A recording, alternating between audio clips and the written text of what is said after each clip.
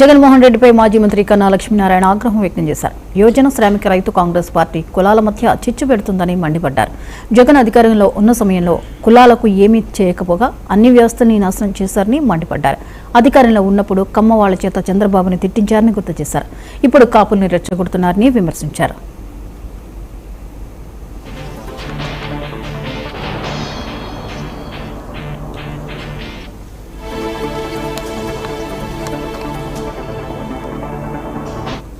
పార్టీలో ఉన్నటువంటి కాపు నాయకులంతా రాజమండ్రిలో మీటింగ్ పెట్టి ఏదో కాపులు ఉద్యమం చేస్తామని చెప్పేసి వచ్చేసి విజయవాడలో మళ్ళీ మీటింగ్ పెడతాం కలుస్తామని చెప్పిన రోజున కూడా నేను ఇంకా చాలా కేటగారికల్గా రాశాను జగన్మోహన్ రెడ్డికి ఉత్తరం.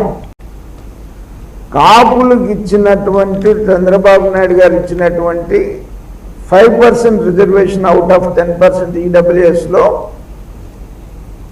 మీ స్టాండ్ ఏంటి, మీ స్టాండ్ ఏంటో చెప్పి మీరు అధికారంలో ఉన్నటువంటి మంత్రులు శాసనసభ్యులు మీరు ఆ మీటింగ్లో పాల్గొన్నారు కాబట్టి మీ స్టాండ్ చెప్పి మీరు విజయవాడ మీటింగ్ కండక్ట్ చేయండి అని చెప్పేసి నేను ఇంకా అది చట్టబద్ధంగా ఎట్లా కరెక్టో అని చెప్పేసి చాలా క్లియర్గా కేటగారికల్గా రాస్తూ జగన్మోహన్ రెడ్డికి ఉత్తరం రాశాను. దానికి కూడా రిప్లై ఇవ్వలేదు, విజయవాడ మీటింగ్ పెట్టలేకపోయారు. మీ యువజన శ్రామిక రైతు కాంగ్రెస్ పార్టీలో ఉన్నటువంటి కాపు నాయకులు